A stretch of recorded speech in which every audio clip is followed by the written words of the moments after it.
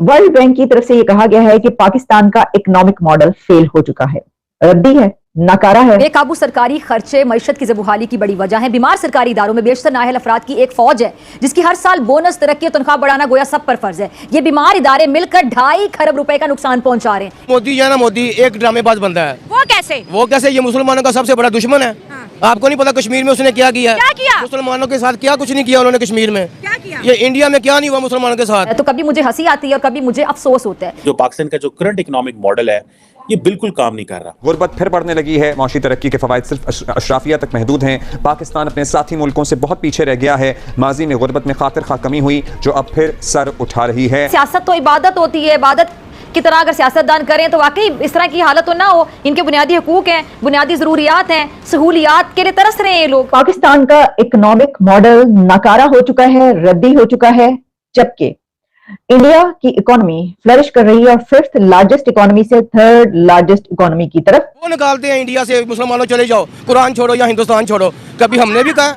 क्या बात कर रहे हैं? ये इन्होंने कहा नहीं है, बाल ठाकरे ने कहा नहीं है। मैं अगर जाता हूँ ना, किसी कंट्री में जाता हूँ, लोग सबसे पहले मेरा वीज़ा बार बार देखेंगे, मेरा पासपोर्ट बार बार देखेंगे, मेरा आईडी कार्ड वगैरह, मतलब ओवरऑल मेरे डॉक्यूमेंट चेक करेंगे बार बार कि ये 2 नंबर तो नहीं बनवा लाया। कई लोगों का कहना यह है कि पाकिस्तान में कैसे तरक्की हो सकती है जब पॉलिटिकली चीजें ठीक नहीं है। पाकिस्तान का डिफ़ॉल्ट होने का सबसे बड़ी वजह यह है कि टेक्नोलॉजी में बहुत ज़्यादा पीछे हैं।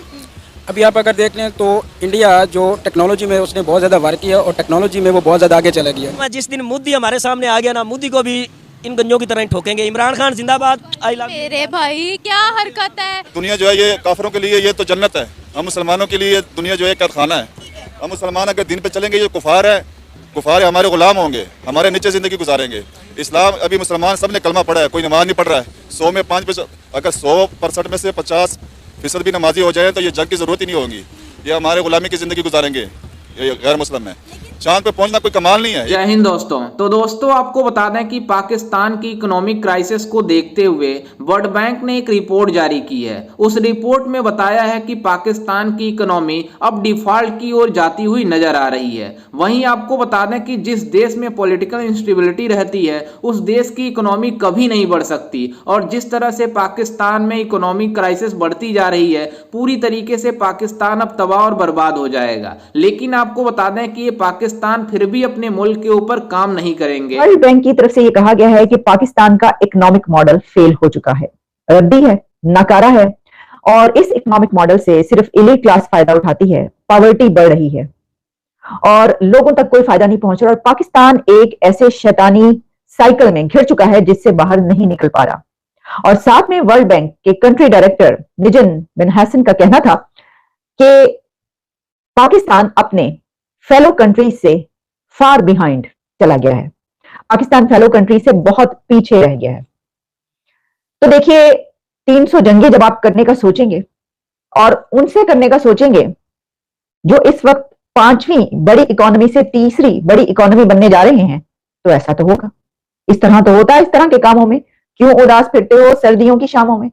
जनाब वर्ल्ड बैंक की जो रिपोर्ट आई है, कंट्री डायरेक्टर जो हैं निजन बिन हसन, उनकी तरफ से ये कहा गया है कि जो पाकिस्तान है उसका इकोनॉमिक डेवलपमेंट जो है वो बहुत ही लिमिटेड और लिमिटेड टू एलीट रिच रह गई है, और इसके रिजल्ट के तौर पर पाकिस्तान अपने हमसाया कंट्रीज से बहुत पीछे चला गया है।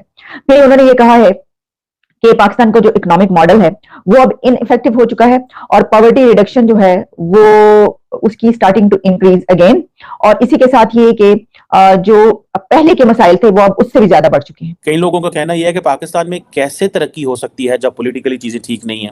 ठीक है जी, हमारे सामने एक डेट क्राइसिस है। ठीक है जी, कहा जा रहा है कि जो डेट क्राइसिस है वो मीडियम से हाई की तरफ जा रहा है, और जो पाकिस्तान है वो सॉवरेन डेट ट्रैप में है क्योंकि डेट पेमेंट्स इतनी ज़्यादा है, रीपेमेंट्स इतनी ज़्यादा हैं, लो फॉरेन एक्सचेंज करेंसी रिजर्व मौजूद है, हाई इंटरेस्ट रेट है, और दूसरा ये है कि जो हमारा जिसे कहते हैं नॉन डेट एक्सटर्नल इनफ्लो है वो पूरा नहीं है। तो ये चीज़ें बेसिकली बताती हैं, और फिर जैसे इंटरेस्ट पेमेंट्स बड़ी हाई हैं, तो ये चीज़ें बताती हैं कि पाकिस्तान जो है वो कॉन्टीन्यूसली बड़ी मुश्किल में है। जिसे वो कहते हैं ना कि ये अगर ये चीज़ें कॉन्टीन्यूसली ऐसी रहता है तो पाकिस्तान के जो कहते हैं ना डिफ़ॉल्ट होने के चांसेस बहुत ज़्यादा है।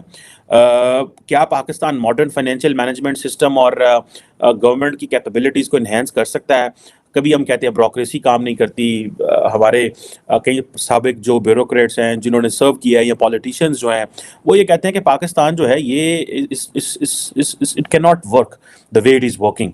तो ये चीज़ें जो हैं ये कैसे आइंदा निज़ाम चलेगा और कैसे निज़ाम बेहतर होगा, इसमें कोई समझ नहीं आ रही। पॉलिटिकल अनसर्टेनिटी इतनी ज़्यादा है जिसकी वजह से जो ग्लोबल लीडर्स हैं वो ट्रस्ट नहीं करते। सो इसी तरह जो IMF के प्रोग्राम हैं या इस तरह की चीज़ें जो है वो मुश्किलात में हैं, और ये कैसे चीज़ें बेहतर होंगी, कैसे हालात बेहतर होंगे।